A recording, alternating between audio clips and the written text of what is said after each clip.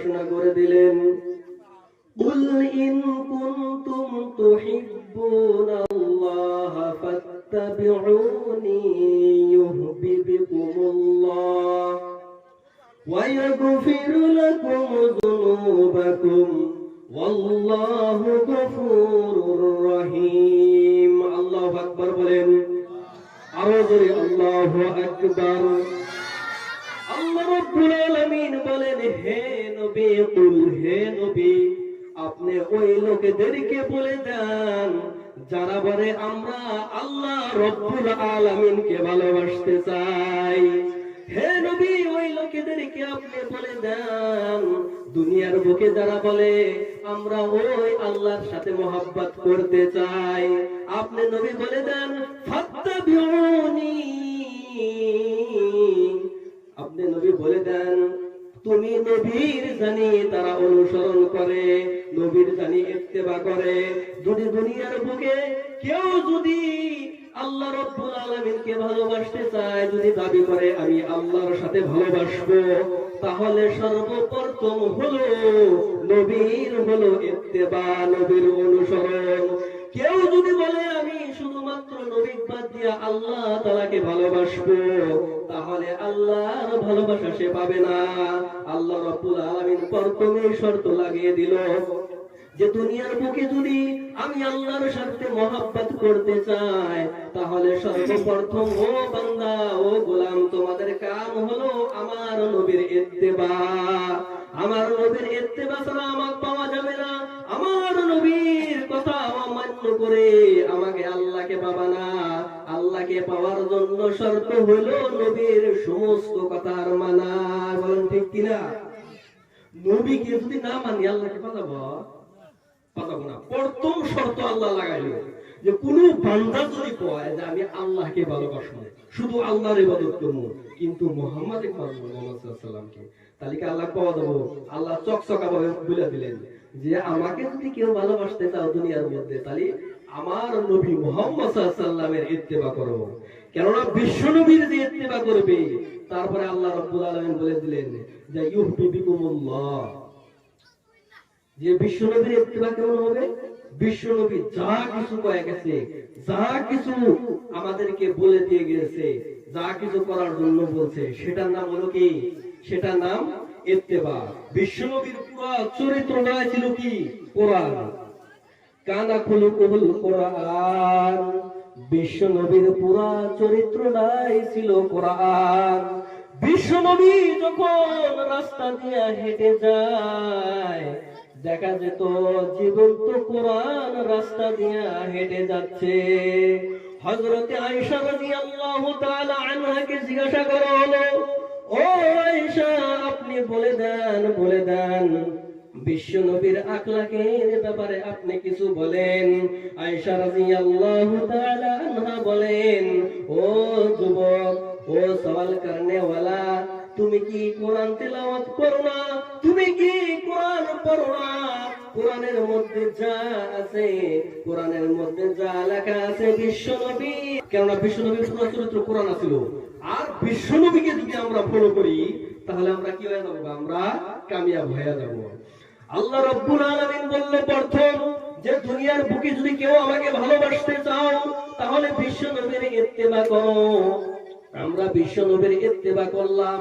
তারপরে মহান রব্বুল আলামিন বলেন ইউহিব্বুকুমুল্লাহ, যখন আমার বান্দা বিশ্ব নবীর সাথে মহব্বত করবে, বিশ্ব নবীর সুন্নতকে পালন করবে, বিশ্ব নবী যা বলছে সব কিছু মেনে নেবে, তখন আমি ওই বান্দার সাথে মহব্বত করব।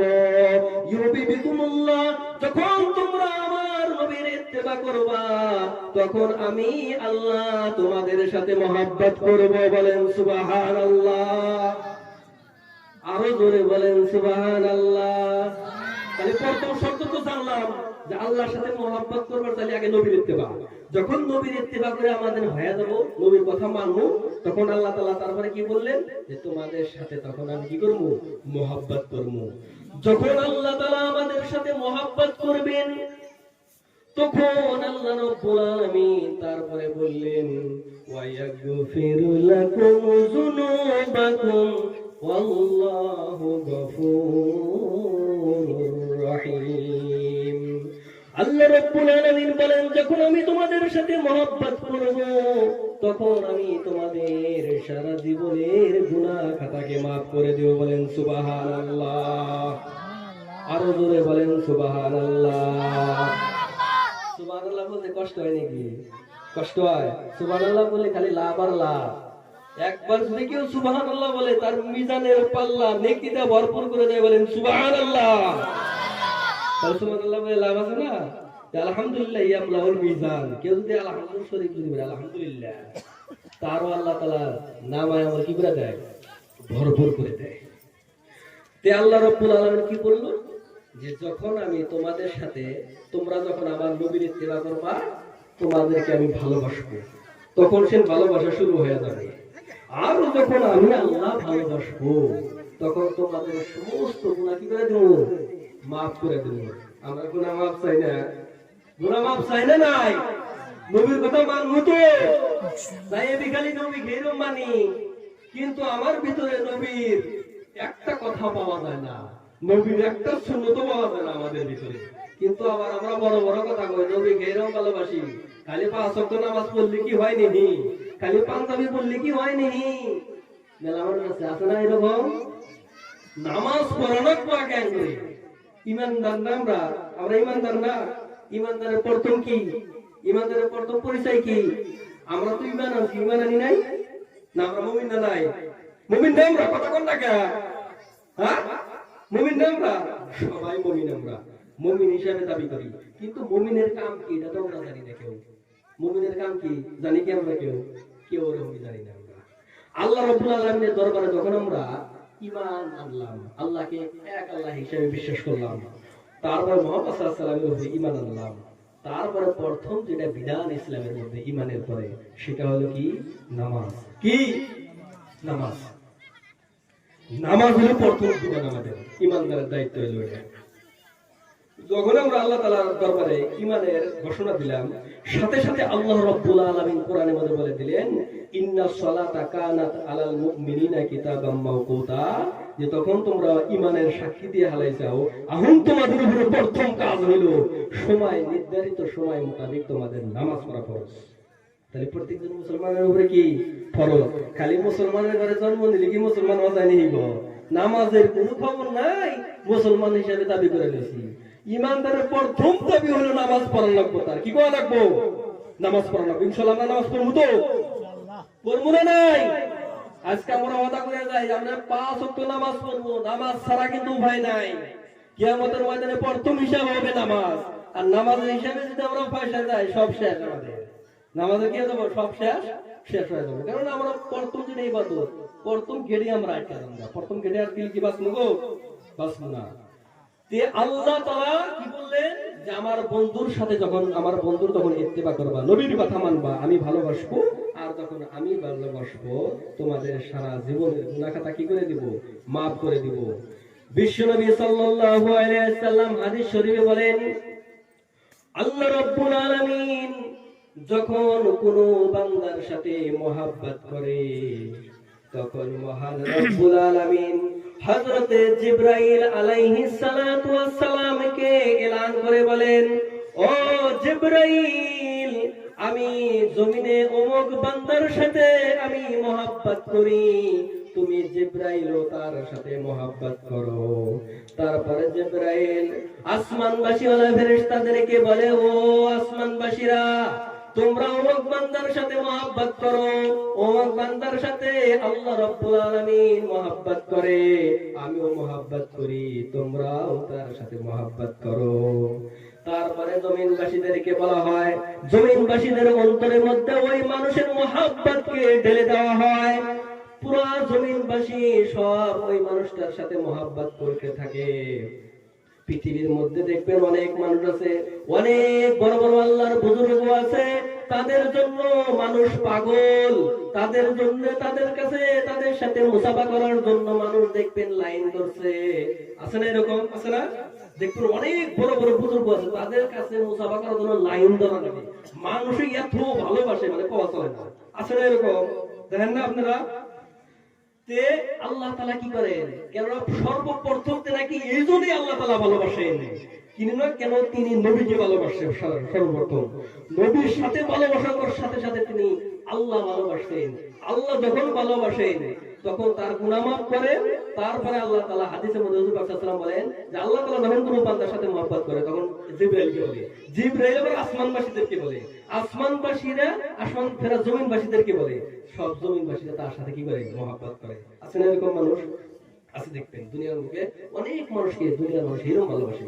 কিভাবে করে ভালোবাসে পাওয়া যায় না, এবি ভালোবাসে বা আমি এরকম তাকে ভালোবাসি, তার দিনের খাতিরে ভালোবাসি। আর হুজুর পাক সাল্লাল্লাহু আলাইহি ওয়াসাল্লাম হাদিসে মধ্যে বলেন যে আল হুব্বু ফিল্লাহ, কাউকে ভালোবাসবা আল্লাহর জন্য ভালোবাসবা। কাকে? আল্লাহর জন্য ভালোবাসবা। আমরা মা বাবাকে ভালোবাসবো কার জন্য? আল্লাহর রাজি খুশি করার জন্য। আমরা অন্য কোনো ভাইকে ভালোবাসবো শুধুমাত্র আল্লাহর জন্য ভালোবাসবো। তে আমি বলছিলাম যে আল্লাহ যখন ভালোবাসেন তখন কি করেন? সব গুনাহ খাতা কি করে দেয়? মাফ করে দেয়। আর তারপরে হাদিসের মধ্যে তার টুকরার মধ্যে বলেন, তারপরে বলেন যে আল্লাহ রাব্বুল আলামিন যখন কোন বান্দার সাথে নারাজ হয়ে যায়, যখন কোন বান্দাকে আল্লাহ তাআলা ভালোবাসেন না গুনাহ করার কারণে, নাফরমানি করার কারণে, তখন মহান রব্বুল আলামিন হযরতে জিবরাইলকে এলান করে দেন, ও জিবরাইল, আমি অমুক বান্দার সাথে বুগজ রাখি, অর্থাৎ তাকে আমি ভালোবাসি না, তুমিও তাকে ভালোবাসো না। তখন আসমানবাসীদেরকেও এইভাবে এলান করে দেয়, জমিনবাসীদেরকেও এইভাবে এলান করে দেয়। তখন দেখবেন জমিনবাসীরা তার সাথে সবাই নারাজ হয়ে থাকে। আছে না এরকম মানুষ? দেখবেন মানুষটা কেউ বলবে না ওই শয়তান, এটা শয়তানও ফেলে হাতে কোন এরকম মানুষ দেখবেন। কিন্তু স্বয়ং পরীক্ষা করে দেখেন যেমন মানুষ আছে কেউ ভালো পায় না, একবারে গাদ্দারে দেয়। মসজিদ তো ফুসি দেয় না, আরো বড় বড় কথা কয়, যারা নামাজ পড়ে, নামাজ পড়ে এরা কি কামাই করবো, এরকম কথা কয় না। যদি কেউ নামাজ না পড়ে এই কথা কয়, সে ব্যক্তি কি হয়ে যাবো? ইসলামের কোন আরকান, ইসলামের কোন শেয়ারের সাথে যদি কেউ মানে এরকম কটূক্তি করে, সে ব্যক্তি কাফের হয়ে যাবে। নামাজ পড়ি না ওটা আলাদা কথা, গুনাহগার হতে ঘুম হবে। কিন্তু কেউ যদি নামাজের সাথে ঠাট্টা মশকারি করে, তাহলে ভাববে সেই ব্যক্তি ইসলামে থেকে কি হয়ে যাবে? ইসলামে থেকে খারিজ হয়ে যাবে। আমি বলছিলাম ভালোবাসার কথা, যে রাসূলের সাথে আল্লাহর সাথে ভালোবাসা, নাকি? এটা তো তে আল্লাহ এবং আল্লাহর রাসূলের সাথে ভালোবাসা করার জন্য সুন্দর চেহারা লাগে নাকি? সুন্দর চেহারা লাগে? টাকা লাগে না? আল্লাহর সাথে ভালোবাসা গেলে 1 লাখ টাকা লাগে, এরকম কোরআনের মধ্যে আছে? হাদিসের মধ্যে আছে কি? নাই। বিশ্বনবী সাল্লাল্লাহু আলাইহি ওয়াসাল্লাম হাদিসের মধ্যে বলেন, ইন্নাল্লাহা লা ইয়ানজুরু ইলা সুওয়ারিকুম ওয়া আমওয়ালিকুম। বিশ্বনবী সাল্লাল্লাহু আলাইহি ওয়াসাল্লাম হাদিসের মধ্যে বলেন যে মহান রব্বুল আলামিন কারো চেহারা দেখেন না, কারো মাল সম্পত্তি দেখেন না, ওয়ালাকিন ইয়ানজুরু ইলা কুলুবিকুম ওয়া আমালিকুম। আল্লাহ রাব্বুল আলামিন বান্দার আমলগুলোকে দেখেন, তার তাকওয়া দেখেন এবং তার অন্তর দেখেন। তার অন্তরে কি আছে, তার অন্তরে যা কিছু করে কার খুশির জন্য করে, অন্তর তিনি পরিষ্কার যদি আমরা রাখতে পারি, তাহলে আল্লাহ তাআলা আমাদেরকে ভালোবাসা দেবেন না? নাই।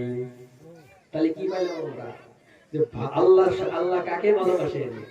আল্লাহ কি কালা ধলা দিয়ে ভালোবাসেন নাকি? যার মাল আছে তাক দেখে কি ভালোবাসেন? আল্লাহ তাআলা ভালোবাসেন। এই হাদিসটা আমরা পুরোভাবে বুঝলাম যে আল্লাহ তাআলা কারো সকল এবং সুরত দেখেন না।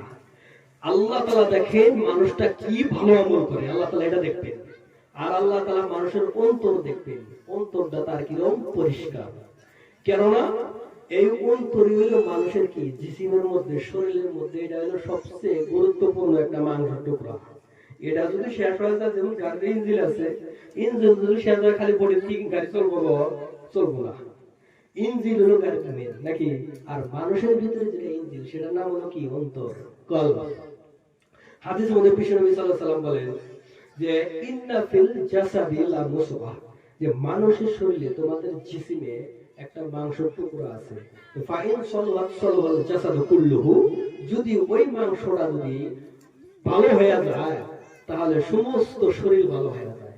ওয়া ইন ফাসাদাত ফাসাদাল জাসাদু কুল্লুহু, যদি ওই মাংসের টুকরাটা খারাপ হয়ে যায়, অন্তরটা কি হয়ে যায়, যদি খারাপ হয়ে যায় তাহলে কি হয়ে যায়, পুরো মানুষের বডিটাই কি হয়ে যায়, খারাপ হয়ে যায়। যেমন গাড়ির ইঞ্জিন না থাকলে গাড়ি চলে না, ওরকম আমার আপনার যদি অন্তর যদি কালা হয়ে যায় তাহলে কি থাকবে না, মানুষ আর চলবে না।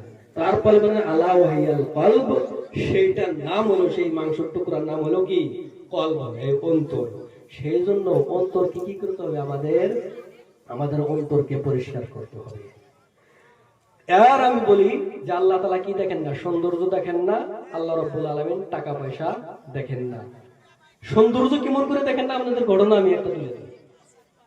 হযরতে বেলাল রাদিয়াল্লাহু তাআলা আনহু কি সুন্দর ছিল, আপনারা সবাই শুনছেন তার নাম বেলাল। হযরতে বেলাল বিশ্বনবীর মুয়াজ্জিন ছিলেন, কি ছিলেন, মুয়াজ্জিন। কিন্তু তিনি কালো ছিলেন, তার চেহারা অত সুন্দর ছিলেন না, কিন্তু তার ভিতরে তাকওয়া, তার ভিতরে অন্তর এত পরিষ্কার ছিল যে বিশ্বনবী সাল্লাল্লাহু আলাইহি সাল্লাম তাকে মসজিদ নববীর মুয়াজ্জিন বানিয়ে দিয়েছেন, বলেন সুবহানাল্লাহ। আর ওই বিলাল রাদিয়াল্লাহু তাআলা আনহুর আওয়াজ হুজুর পাক সাল্লাল্লাহু আলাইহি ওয়াসাল্লাম মিরাজে যায়, তার আওয়াজ জান্নাতের মধ্যে তার পায়ের আওয়াজ পায়, হযরত বিলালের পায়ের আওয়াজ পায়। তখন হুজুর পাক সাল্লাল্লাহু আলাইহি ওয়াসাল্লাম আয়েশা বিলালকে বলে, বিলাল তোমার আওয়াজ আমি জান্নাতে শুনে আসলাম, তোমার পায়ের আওয়াজ। দেখছেন, তাহলে বিলাল তো কোনো চেহারাতে কোনো সুন্দর ছিল না, সুন্দর ছিল কি, কিন্তু আল্লাহর কাছে তিনি কি হয়ে গেছে, কবুল হয়ে গেছে। কি দিয়া, তাকওয়া দিয়া, অন্তরকে পরিষ্কার করে আমল করে কি হয়ে গেছে, পরিষ্কার হয়ে গেছে। যে বিলাল রাদিয়াল্লাহু তাআলা আনহু আল্লাহর নবীকে এত ভালোবাসছেন যে ভালোবাসার কোনো কি নাই, ঠিকানা নাই। আল্লাহর নবীর ইত্তেবা ছাড়া আমরা পরিপূর্ণ মুমিন হতে পারবো না। আমরা যতই মুমিন দাবি করি, কিন্তু ভালোবাসা আল্লাহর নবীর যতক্ষণ পর্যন্ত পরিপূর্ণ ইত্তেবা না করব, আমরা পরিপূর্ণ মুমিন হতে পারবো না। হাদিসের মধ্যে প্রথমে আমি হাদিস বলছি, লা ইউমিনু আহাদুকুম হাত্তা আকুনা হাব্বা ইলাইহি মিন ওয়ালিদিহি ওয়া ওয়ালাদিহি ওয়ান নাসি আজমাইন। বিশ্বনবী সাল্লাল্লাহু আলাইহি ওয়াসাল্লাম বলেন, তোমাদের মধ্যে তোমরা অতক্ষণ পর্যন্ত পরিপূর্ণ ঈমানদার হতে পারবে না যতক্ষণ পর্যন্ত তোমরা তোমাদের জানের চাইতে, তোমাদের মালের চাইতে, তোমাদের ছেলে সন্তানের চাইতে তোমাদের কাছে আমি প্রিয় না হব। অর্থাৎ দুনিয়ার সব কিছুর চাইতে মহান রব্বুল আলামিনের নবী বিশ্ব নবীকে আমাদেরকে ভালোবাসতে হবে। তাহলে আমরা ভালোবাসবো না, নাই ভালোবাসবো তো। এক সময় হুজুর পাক সাল্লাল্লাহু আলাইহি ওয়াসাল্লাম ওমর রাদিয়াল্লাহু তাআলা আনহুর হাত ধরেছে, বুখারী শরীফে হাদিস। তে হুজুর ওমর রাদিয়াল্লাহু তাআলা আনহু বলেন যে হুজুর, আমি দুনিয়ার সব বস্তুর চাইতে আপনাকে আমি নবী ভালোবাসি, কিন্তু আমার জানের চাইতে আপনাকে আমি বেশি ভালোবাসি। তখন হুজুর পাক সাল্লাল্লাহু আলাইহি ওয়াসাল্লাম বলল, ওমর তুমি এখন পর্যন্ত পরিপূর্ণ মুমিন হতে পারো নাই, কেননা যতক্ষণ পর্যন্ত তোমার জানের চাইতে আমি তোমার কাছে প্রিয় না হব, ততদিন পর্যন্ত তুমি পরিপূর্ণ মুমিন হতে কি আমরা পারবো না। কতদিন পর্যন্ত আমরা কি হব না, মুমিন হতে পারবো না।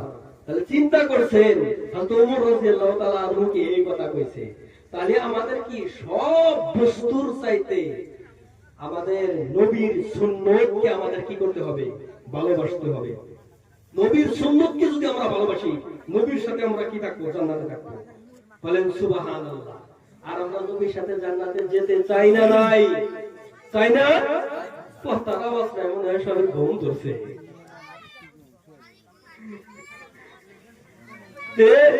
বিশ্বনবীর সাথে যদি আমরা মহব্বত করি, বিশ্বনবীর সুন্নতকে যদি আমরা ধরি, তাহলে কি থাকবো, আমরা বিশ্বনবীর সাথে জান্নাতে থাকবো। বিশ্বনবী সাল্লাল্লাহু আলাইহি ওয়াসাল্লাম